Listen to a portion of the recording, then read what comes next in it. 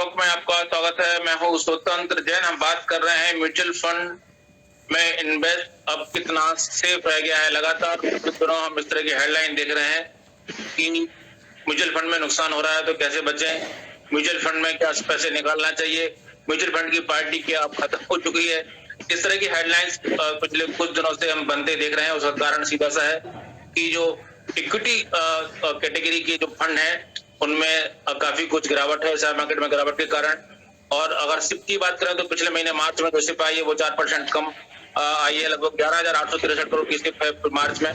और जो mutual fund, हालांकि जो असेट कुल असेट है वो अभी भी काफी स्ट्रांग है और लगभग 38.9 लाख करोड़ की पूरी इंडस्ट्री अभी मैनेज कर रही है, यानी 39 लाख करोड़ के आसपास पूरी इंडस्ट्री फंड मैनेज कर रही है। लेकिन जो बार बार लोगों के मन में जिस तरह से पिछले 1-1.5 साल में जिस तरह का बूम मार्केट में रहा और जिस तरह की 20 से 25%, 30% तक, यहाँ तक कि 40% तक लोगों ने अपने फंड में ग्रोथ देखी, उसके बाद अचानक से फंड का उनका पैसा जैसे गायब सा हो रहा है और उससे चिंताएं बनी है लोगों के मन में कि अब क्या करें, क्या गोल्ड ईटीएफ में जाएं, क्या इस पैसे निकालें या इसमें डेट में ले जाएं, क्या करें क्या नहीं करें, इसी के तरह के सवाल उठ रहे हैं। और इसी पे हम बात करने जा रहे हैं कि निवेशक म्यूचुअल फंड में जो बने हुए हैं उनको बने रहना चाहिए या फिर उनके पास दूसरे ऑप्शन हैं और वो कुछ कर सकते हैं। चर्चा में हमारे साथ जुड़ रहे हैं आशीष मोदानी जी, SLA फाइनेंशियल सॉल्यूशंस जयपुर से जुड़ रहे हैं। आपका बहुत बहुत स्वागत है आशीष मोदानी जी। हमारे साथ हैं विनोद फोगला जी, सर्टिफाइड फाइनेंशियल एडवाइजर जयपुर से, माई वेल्थ आपका इंस्टीट्यूट है, आप भी जयपुर से जुड़ रहे हैं। आपका बहुत बहुत स्वागत है फोगला जी। हमारे साथ दिनेश नाटानी जी हैं। दिनेश नाटानी जी जाने माने शेयर मार्केट के एक्सपर्ट हैं और म्यूचुअल फंड का भी आपका काम है। आपके कोटक महिंद्रा की आपका फ्रेंचाइजी है, फ्लैगशिप फ्रेंचाइजी। आपका भी बहुत बहुत स्वागत है दिनेश जी। सबसे पहले दिनेश जी आपसे सलाह लूंगा, क्या कहेंगे सर, क्या म्यूचुअल फंड में अब इन्वेस्टमेंट को उठा के सारा डेट में डाल देना चाहिए, गोल्ड में डाल देना चाहिए, इक्विटी से बाहर निकल जाना चाहिए या फिर दूसरे इंस्ट्रूमेंट में जाना चाहिए? म्यूचुअल फंड के दिन अब क्या खत्म हो गए? कम से कम 1-2 साल तक लोगों को रेस्ट लेना चाहिए?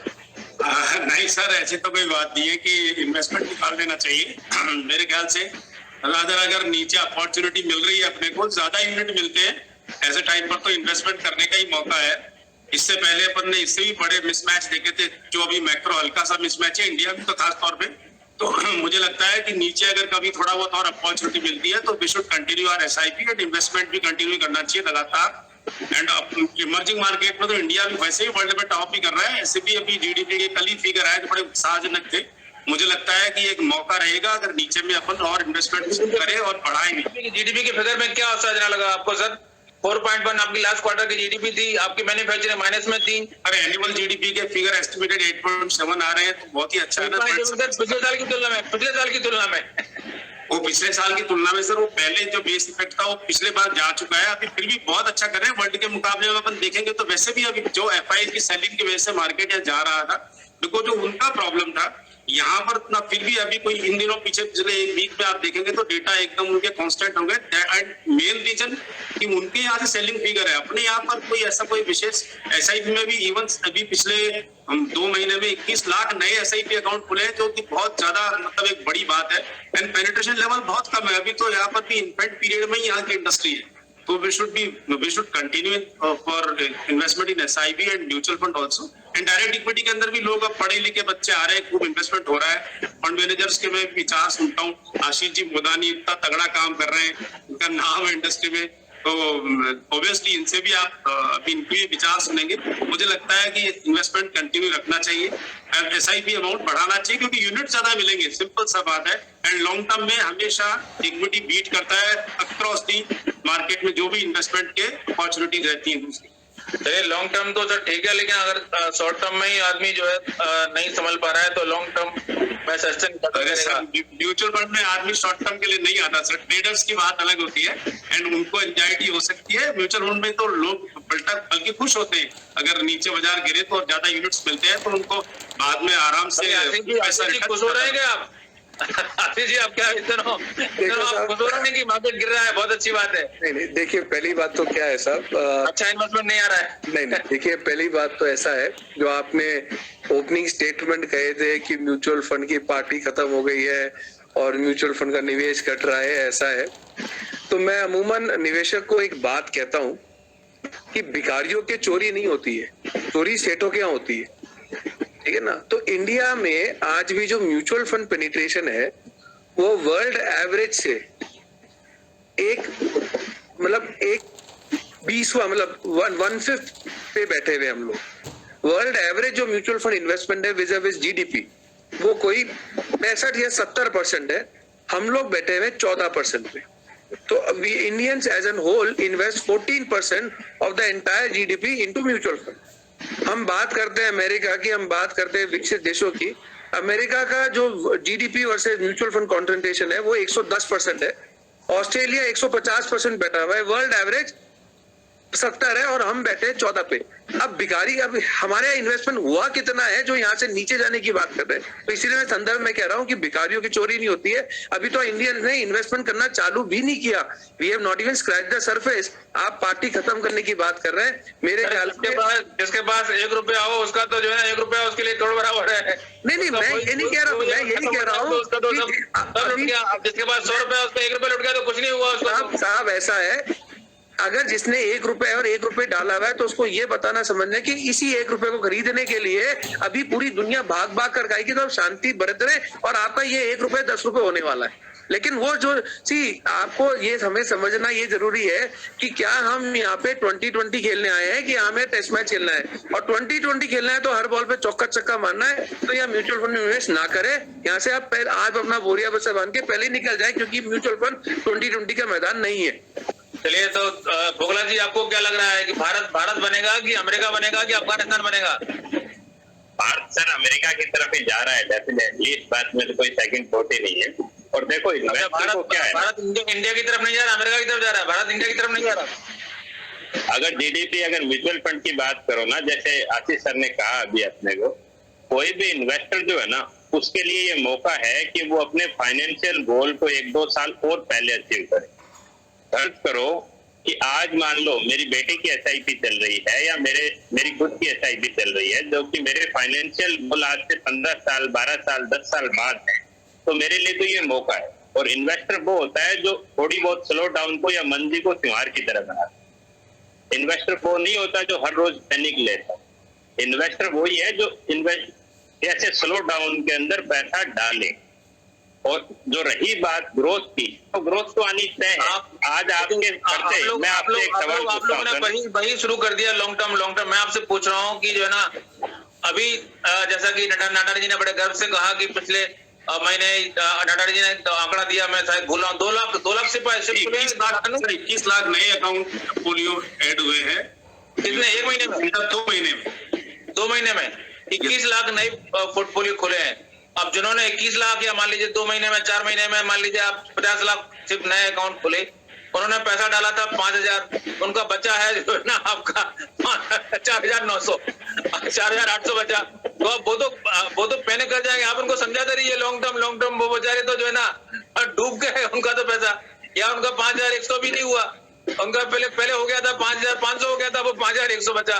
तो उनकी चिंता आप समझिए। आप उनको जो है ना सिर्फ लॉन्ग टर्म का जॉब करने से उनको समझा नहीं पाएंगे। आपको समझाना पड़ेगा कि आप कुछ और कर सकते हैं क्या, डेट में डाल दीजिए, गोल्ड में डाल दीजिए, क्या अभी आप ना करें निवेश, जैसा कि जो जैन साहब मैं आपसे एक यहाँ बात बोलना चाहूंगा। ठीक है, एक मुझे मनोज कुमार के वो गाने का डायलॉग याद आ गया, बस यही अपराध मैं हर बार करता हूँ, आदमी हूँ आदमी से प्यार करता हूँ।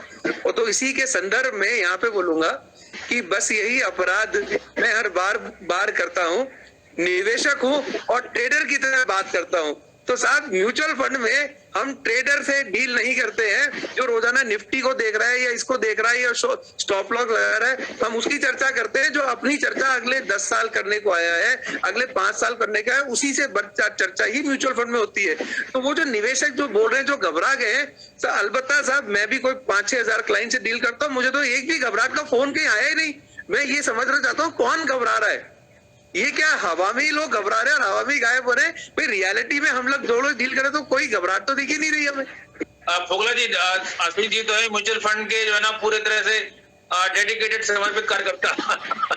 ठीक है, तो इनको तो म्यूचुअल फंड से जो है ना कुछ दिखता नहीं है। आप हैं जो है ना वेल एडवाइजर, फाइनेंशियल एडवाइजर, आपके पास सारे आपके बास्केट में जो आप लोग बोलते हैं ना कि एक ही बास्केट में सारे अंडे मत डालो, आपसे मैं उम्मीद करता हूं कि आप उस तरह की बात करेंगे। आप जो है ना सिर्फ म्यूचुअल फंड के गाना गाएंगे, कम से कम आपसे तो उम्मीद ही नहीं है कि आप भी उसी तरह के आशीष जी के रंग में रंग गए। देखिए सर, जब भी कोई इन्वेस्टर आता है ना, तो सबसे पहले उसकी रिस्क प्रोफाइलिंग होती है। रिस्क प्रोफाइलिंग से ये मालूम पड़ता है कि उनका फाइनेंशियल गोल कितने टाइम में है, वो अग्रेसिव कैटेगरी में है, मॉडरेट कैटेगरी में है और कंजर्वेटिव कैटेगरी। उस रिस्क प्रोफाइलिंग के अकॉर्डिंग प्रोडक्ट सजेस्ट होता है। अभी जो इन्वेस्टर अगर थोड़ा बहुत बाजार में उतार चढ़ाव से कंफर्ट है, उसको कोई इक्विटी में लेने में या म्यूचुअल फंड लेने में कोई बुराई नहीं, लेकिन इसका मतलब ये नहीं है कि इक्विटी म्यूचुअल फंड सबके लिए बने। असेट एलोकेशन एक चीज होती है। असेट एलोकेशन मतलब इक्विटी में कितना रखना है, डेट में कितना रखना है, वो आशीष जी से ही हमने सीखा है। तो वो असेट एलोकेशन जो है और एक फाइनेंशियल गोल, अपने दो चीज अगर आइडेंटिफाई कर ले और उसके बाद अगर रेगुलर बेसिस पे रिव्यू करे, एक शेड्यूल्ड रिव्यू हो 6 मंथ का, 3 मंथ का, और तो कोई दिक्कत है ही नहीं, किसी तरीके की तकलीफ है ही नहीं। और आज भी मैं आपकी जानकारी के लिए बताऊं, 5 साल की एसआईपी के 12% के रिटर्न आज भी है। तो जैसा आशीष जी ने ओपनिंग रिमार्क में मेंशन किया कि अगर एक्सपेक्टेशन आपने ये सेट कर दी कि 12%, 15% या 10%, अभी अगर कोई इन्वेस्टर मॉडरेट कैटेगरी का इन्वेस्टर है तो हमें रिस्क प्रोफाइलिंग से ही मालूम पड़ गया कि उनको ज्यादा रिस्क, उनको ना ज्यादा इक्विटी चाहिए, ना ज्यादा उनको मुनाफा चाहिए। तो उनके पोर्टफोलियो में इक्विटी भी होगा और डेट भी होगा, राइट। अगर कोई इन्वेस्टर ऐसा है जो कि अगर मान लो मेरे को बोले कि मेरे को कंजर्वेटिव इन्वेस्टर है तो और मेरे को एफडी से 2% का रिटर्न एक्स्ट्रा चाहिए, तो उनके पोर्टफोलियो में गोल्ड भी होगा। तो डिपेंड करता है कि रिस्क प्रोफाइलिंग क्या है और आपने गोल आइडेंटिफाई कर लिया। और आपने जो कहा कि जो लोग पैनिक में आ रहे हैं, वो लोग क्या है कि अभी अभी उन्होंने डीमेट खोला है, किसी का हेल्पिंग हैंड उन्होंने लिया नहीं है। पिछले 1.5 साल 2 साल से जो भी इन्वेस्टर आए वो सब अपने आप को बुरेन बुफे समझ रहे हैं। देखो, एक इंग्लिश में एक कहावत है कि शांत समुद्र में नाविक जो होता है ना, नाव चलाने वाला, वो कुशल नहीं होता है। पिछले 1.5 साल में तो डिस्ट्रीब्यूटर एडवाइजर की कोई अहमियत ही नहीं थी, क्योंकि आप इन्वेस्टर को बोलोगे, इन्वेस्टर आपको सामने से 4 स्कीम बता रहा है, ये स्कीम में करना है मुझे, कोई रिस्क प्रोफाइलिंग फॉलो करने को तैयार नहीं। तो बिल्कुल, तो फिलहाल वक्त है ब्रेक का, ब्रेक बाद लौटेंगे तो बात करेंगे अगर म्यूचुअल फंड में निवेश करना भी है तो कौन से कैटेगरी में जाएं। और म्यूचुअल फंड में बहुत सारी कैटेगरीज होते हैं, आपको उसमें थीम भी होती है, वैल्यू भी होती है, उसमें एडवांस फंड भी है, हाइब्रिड फंड है। तो क्या अब अलग अलग फंडों में जाने के समय आ गया है कि आप बहुत सिलेक्टिव तरीके से जाएं, या फिर उसमें भी आप अलग पोर्टफोलियो बनाएं? किस तरह का पोर्टफोलियो आपको इस पर बात करेंगे, कहीं मत जाइए, लौटते हैं छोटे से ब्रेक के बाद। ब्रेक के बाद आपका स्वागत है। हम बात कर रहे थे कि म्यूचुअल फंड में अगर अभी भी ग्रोथ की संभावनाएं बनी हुई हैं, जैसा कि हमारे पैनल और एक्सपर्ट दावा कर रहे हैं, तो सवाल यह है कि आपको क्या अब उसके बाद अपना पोर्टफोलियो में कुछ चेंज करना चाहिए। वो चेंज हमारे जो एडवाइजर हैं वो करेंगे, या खुद कस्टमर को आगे, जो इन्वेस्टर है उसको आगे सजेस्ट करना होगा कि उसे किस तरह का पोर्टफोलियो चाहिए, किस तरह के किन फंडों में निवेश करें, इस पर हम जानना चाहेंगे। आशीष जी, म्यूचुअल फंड में बहुत सारी कैटेगरी होती हैं, अब तो नई कम से कम जहां तक मैं जानता हूँ इक्विटी में ही शायद 16 कैटेगरी है। तो अलग अलग कैटेगरी में, आपके डेट में भी अलग कैटेगरी है, तो आप डेट में जाएं या इक्विटी में है तो इक्विटी में आप थीम में जाएं, वैल्यू में जाएं, उससे फायदा है, या फिर आप ट्रेडिशनल जो ना large cap, mode cap, small cap इन्हीं में बने रहें? देखिए, जो पोर्टफोलियो कंस्ट्रक्शन है उसको एक पिरामिड फॉर्मेशन की तरह समझें कि पिरामिड बना हुआ है। तो जो हमारा जो बेस होता है पिरामिड का, वो होता है एक diversified basket of investment basket से। तो जितना हमारा फैला हुआ बेस होगा और जितना डाइवर्सिफाइड होगा, उतना वो उसको लॉन्ग टर्म में सस्टेन करेगा। तो जो आपका एक कोर पोर्टफोलियो होना चाहिए, वो कोर पोर्टफोलियो एक सिंपल प्लेन वनीला डाइवर्सिफाइड, जिसे आपने कहा large cap, mid cap, small cap fund से बना चाहिए। और जैसे जैसे एक निवेशक की अपनी एक अंडरस्टैंडिंग बढ़ती है, जैसे जैसे उसकी एक मेच्योरिटी वो आती है, तो ग्रेजुअली ही और she can then move from large cap, mid cap, वो ऊपर वहां से अपने आप को जिसे थीमेटिक फंड है, सेक्टर फंड है, उनमें वो जा सकते हैं। अमूमन पर्सनली स्पीकिंग, मैं निवेशक को एक सेक्टर और थीमेटिक फंड अवॉइड करता हूं, क्योंकि लॉन्ग टर्म में उसको निकालना करना बहुत आसान नहीं होता है और वो अमूमन धोखा ही खा जाते हैं निवेशक। तो अगर एक डाइवर्सिफाइड फंड में हम बने भी रहते हैं, तो निवेशक अपने सारे के सारे जो उसके फाइनेंशियल गोल्स होते हैं उसको आसानी से अचीव कर सकता है। हैविंग सेड दैट, 5-10% का पोर्टफोलियो वो अपना सेक्टर फंड या कोर, जैसे सैटेलाइट फंड है, सेक्टर फंड है या थीमेटिक फंड में उसमें डाल सकते हैं। दिनेश जी, बहुत सारे म्यूचुअल फंड के जो असेट मैनेजमेंट कंपनियां हैं, बहुत सारी हैं, सबके रिटर्न एक जैसे नहीं है। कुछ काफी अग्रेसिव हैं, जैसे पारेख फंड है आपका, कुछ हाइब्रिड कंपनियां हैं, मतलब आपके हाइब्रिड फंड कुछ के बहुत अच्छे काम कर रहे हैं, तो कुछ के जो ना आपके वैल्यू फंड अच्छे काम कर रहे हैं। तो क्या आप लोग ये एडवाइज करते हैं कि आप जो है किस कंपनी में फंड लगाएं? ये तो पूरी तरह से आपका डिस्कशन, निवेशक तो इसके बारे में जानता नहीं है, तो आप उसको कैसे कन्विंस करते हैं कि आपको इस वाले, नहीं आप तो मेराई में करिए, नहीं ना आप पारेख वाले में करिए, आप किसी और में करिए, कैसे, या आप जो है आपको क्या नाम किसी और पर्टिकुलर कंपनी में करना है, नहीं करना है, कैसे आप कन्विंस करते हैं और कैसे डिसाइड करते हैं? नहीं, एक्चुअली क्या है कि ये कोई एएमसी से इसका कोई लेना देना नहीं है। एक्चुअली बहुत सारी चीजें हैं कि जैसे फंड मैनेजर का पिछला उसका ट्रैक रिकॉर्ड कैसा है, वो चीजें बड़ी मैटर करती है कि उनका अपना अल्फा जनरेशन उन्होंने कैसे किया है। उसके अलावा भी जैसे क्लाइंट की जैसे बता रहे हैं सर की रिस्क प्रोफाइलिंग भी करनी चाहिए। एंड अगर कोई बहुत कंजर्वेटिव अप्रोच वाला है तो ठीक है, उसको आप डिविडेंड यील्ड भी दे सकते हैं, कुछ और इंडेक्स फंड भी दे सकते हैं, बट रहना उसको इक्विटी में चाहिए। डेट की अपने आप में भी एक रिस्क है, अभी करंट सिनेरियो में तो है क्योंकि फिर राइजिंग रेट ऑफ इंटरेस्ट का थोड़ा सिनेरियो चल रहा है, तो उसमें डेट में भी अपने आप में एक रिस्क है। दैट्स व्हाई मैं हमेशा कहता हूं कि equity is better than debt always, अगर एसआईपी वो करता है। एंड इंडिया के कंसर्न में तो ये बिल्कुल वाजिब है कि आदमी को इक्विटी में इन्वेस्ट इक्विटी बेटर हो सकता है, लेकिन अगले रिस्क भी उसमें उतना ही होता है। मैं तो पूछ रहा हूँ, इक्विटी में भी बहुत सारे फंड हैं, उसमें भी बहुत सारी कंपनियां हैं, एसेट मैनेजमेंट कंपनियां, तो अलग अलग उसके फंड हैं, तो उसमें कौन सी बेटर है वो आप कैसे डिसाइड करते हैं? और कैसे कस्टमर को समझाएंगे कि आप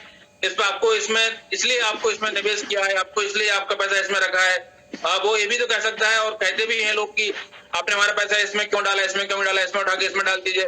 तो इस समय ये स्विच ओवर एडवाइजेबल है क्या, जिसमें हम देख रहे हैं कि कुछ कंपनियां शायद थोड़ा सा बेटर एक अल्फा दे रही हैं, कुछ कंपनियां? एक्चुअली देखो, पहली बात तो हम लोग एडवाइजर नहीं है। मैं तो खासतौर पे अपने आप को डिस्क्लोजर देता हूँ कि I am not an advisor, I am only mutual fund distributor. And जो प्रोडक्ट बाजार में आता है वो 2, 3, 4 प्रोडक्ट हम क्लाइंट को सजेस्ट करते हैं, एंड जो उसमें क्लाइंट को भी बेस्ट लगे उसके हिसाब से आपस में एक म्यूचुअल कोई कंसेंसस पे पहुंच के उसको इन्वेस्टमेंट करवाते हैं, उसके बेटर फ्यूचर के लिए इन्वेस्टमेंट करवाते हैं गोल बेस्ड। एंड रिस्क प्रोफाइलिंग भी ऑब्वियसली करते हैं उसकी। लेकिन क्या है कि आप ये मान के चलिए कि कभी भी हम किसी के वेल्थ क्रिएशन के लिए ही उसको सजेशन देते हैं, कभी भी इस तरह का सजेशन देते हैं हम लोग, लेकिन कभी भी ये नहीं करते कि कोई म्यूचुअल फंड किसी एएमसी की वजह से हम कोई दे रहे होते हैं, फंड में कोई क्वालिटी होती होगी उस वक्त के हिसाब से तो हम उसे देते हैं, वो भी लॉन्ग टर्म इन्वेस्टिंग के हिसाब से, खासतौर से डाइवर्सिफाइड, जैसे कि आशीष जी ने कहा, तो डाइवर्सिफाई रखने की कोशिश करते हैं कि अगर मान लो लगता है कोई क्लाइंट की रिस्क इस तरह की है, तो अभी डिविडेंड यील्ड फंड अच्छे जैसे पीएसयू के फंड्स हैं, वो अभी उनमें रिस्क कम है बहुत, तो उनका डिविडेंड यील्ड ही 3.5-4% का अगर दिख रहा है तो वो उस जगह इक्विटी का भी थोड़ा एडवांटेज उसको मिल जाता है, तो वो उस तरह के फंड अभी सजेस्ट करते हैं। लेकिन मेरे को लगता नहीं है कि मतलब हाँ सेक्टोरल फंड वगैरह नहीं सजेस्ट कर, जैसे कि आशीष जी कह रहे थे, बिल्कुल सही कह रहे थे वो, जैसे उनको कम से कम हम किसी को एग्रेसिव कॉल लेनी है तो उसकी अपनी इच्छा है, अदरवाइज हम प्रोडक्ट बताते हैं सर, एंड प्रोडक्ट बताने के बाद में उसकी अपनी डिजायर भी होती है, हमारा कोई उसमें वैसा नहीं होता है क्योंकि हम लोग डिस्ट्रीब्यूटर है। मैं तो डिस्ट्रीब्यूटर हूँ, I don't have any advisory. मैं भी जानता हूँ डिस्ट्रीब्यूटर हैं आप, लेकिन सवाल है कि आप काम तो एडवाइजर का। जैन साहब, मैं यहाँ पे एक बात बोलना चाहूंगा। देखिए, अमूमन निवेशक की जो क्वेश्चन होता है, उसके मन में जो एक हमेशा क्वेश्चन होता है, मैं क्वेश्चन आपसे करता हूँ, अल्फा क्रिएट आप कैसे करें? हर कंपनी, हर एसेट मैनेजमेंट कंपनी अलग अलग वेरिएबल जो उसका रिटर्न है वो दे रही है, तो आप कैसे डिसाइड करते हैं कि आप अपने कस्टमर को, अपने इन्वेस्टर को अल्फा क्रिएट करके देंगे, और इसमें इस कंपनी के बजाय आप एसबीआई के बजाय एचडीएफसी में करेंगे या फिर आईसीआई में करेंगे, कैसे डिसाइड करते हैं आप? अमूमन जब निवेशक आता है उसकी एक एक्सपेक्टेशन होती है कि डिस्ट्रीब्यूटर एडवाइजर जो है उनको कोई बेस्ट फंड बताएगा। ये हमेशा एक निवेशक की एक एक्सपेक्टेशन होती है। तो हम निवेशक से हमेशा कहते हैं कि there is something called investment performance and there is something called investor performance। आपको एक छोटा सा एग्जांपल दे रहा हूँ, और यहाँ पे ही एक्चुअली एक डिस्ट्रीब्यूटर एडवाइजर का रोल प्ले होता है। हमें ये पता है कि पिछले 1, 2, 3, 5, 10 सालों में कौन सा फंड अच्छा गया था, इसका क्या परफॉर्मेंस था। हमें किसी भी हालत में एज अ डिस्ट्रीब्यूटर एडवाइजर, और ये बात क्लियर है, किसी भी हालत में किसी डिस्ट्रीब्यूटर एडवाइजर को ये नहीं पता हो सकता कि अगले 1, 2, 3, 5, 10 सालों में कौन सा अच्छा फंड जाएगा। ये अटकलें हैं और ये लगाना इम्पॉसिबल है, ये ठीक है। अब बात ये है कि क्या एक बेस्ट फंड, हमें हमेशा निवेशक में, और आप अगर आपको ये लोग निवेशक में एक टर्म होती है इन्वेस्टर बिहेवियर। देखिए, फिडेलिटी मैगलन फंड करके एक फंड हुआ करता था जिसको दुनिया का सबसे बेहतरीन fund one of the best fund माना जाता है। उसकी एक स्टडी हुई थी कि उस 13 साल जब वो फंड चला था, उस फंड के रिटर्न कोई 29% एनुअलाइज रिटर्न आए थे। मतलब 1 लाख रुपए इन्वेस्ट हुआ स्टार्टिंग ऑफ द फंड में 13 साल पहले, तो 13 साल बाद 1,30,00,000 रुपए की ऊपर वैल्यूएशन हो गई थी। उसी फंड के निवेशक, मतलब वो बेस्ट फंड कैटेगरी में आता है, उसी फंड के निवेशक के एवरेज रिटर्न, या फंड के रिटर्न 29% है, उसी फंड के एवरेज, फंड के निवेशक के रिटर्न मात्र 7% रहे, 7%। क्यों रहे? क्योंकि निवेशक यही गलती करता था, मार्केट तेजी मंदी में निकल जाता है, तेजी में आ जाता है, या कभी दूसरा फंड अच्छा चल रहा है, कभी तीसरा अच्छा चल रहा है, इधर से निकल के उधर जाएगा, उधर से निकल के इधर जाएगा। मीडिया में जो भी खबरें आती है कि ये 5 स्टार रेटेड फंड है या वो 4 स्टार रेटेड फंड है, ये फंड अंडर परफॉर्म कर रहा है, इससे निकल के उधर चल जाओ, ये गड़बड़ी निवेशक करता है। जब हम SIP चलाते हैं तो उसका कारण होता है, उसका पर्पस होता है कि आप एक फंड के उतार चढ़ाव में बने रहो। तो वो जो उतार चढ़ाव में बने रहो फंड का SIP का पर्पस है, तो फिर SIP से इधर से उधर निकलने के तो नुकसान ही उठाएगा। तो हमें निवेशक को समझाना पड़ता है कि आप इस फंड के परफॉर्मेंस को बहुत ज्यादा फोकस ना करें। एक प्लेन वनीला कोई भी डाइवर्सिफाइड ले ले, जिसका कोई भी, आप चाहे A कंपनी का ले या B कंपनी का ले, इंपॉर्टेंट ये है कि आप क्या 5 से 10 साल उस प्रोडक्ट में टिक कर बैठ पाएंगे, नहीं बैठ पाएंगे। और रही बात कौन सा फंड अच्छा चलेगा 5-10 साल में, तो साहब कोई 19 चलेगा, कोई 20 चलेगा, कोई 21 चलेगा। ये बताना कि कौन सा 19 होगा, कौन सा 21 होगा, ये मुझे दूसरों का पता नहीं, पर ये मेरे बस की बात तो नहीं है। जी फोगला जी, आपके बस की बात है कि आप तो 35 साल से प्लानर हो। देखिए सर, इसमें क्या है कि ये सवाल आपका जो है कि बेस्ट फंड है, जितने भी इन्वेस्टर है ना वो गूगल जाके सर्च करते हैं कि बेस्ट फंड बताइए। तो आपको ये चीज समझना चाहिए और इन्वेस्टर को समझना चाहिए कि गूगल एक सर्च इंजन है, रिसर्च इंजन नहीं। दूसरी चीज, जो जितनी भी स्टडी हुई है उसमें स्कीम सिलेक्शन का रोल, पोर्टफोलियो के अंदर 3 पैरामीटर होते हैं, उसमें से एक पिरामिड है, उसके अंदर जो स्कीम सिलेक्शन का रोल है वो केवल और केवल 4 से 5% है। और वो भी जैसे आशीष जी ने कहा, कौन से परफॉर्म करेंगे वो 10 साल बाद मालूम पड़ेगा, 5 साल बाद मालूम पड़ेगा। लेकिन इन्वेस्टर को बेस्ट रिटर्न नहीं चाहिए, उसकी एक्सपेक्टेशन अगर आपने सेट कर ली, क्योंकि एडवाइजर का रोल ये नहीं है कि उसका 2 साल में 5 गुना, 5 साल में 10 गुना, डिस्ट्रीब्यूटर का रोल ये नहीं है कि 5 साल में 5 गुना पैसा करना, हाथ पकड़ करके उसको फाइनेंशियल गोल पे पहुंचा देना, ये ही डिस्ट्रीब्यूटर एडवाइजर का रोल है। और उसको अगर कोई वीकनेस है तो उसकी वीकनेस और स्ट्रेंथ को बता दें।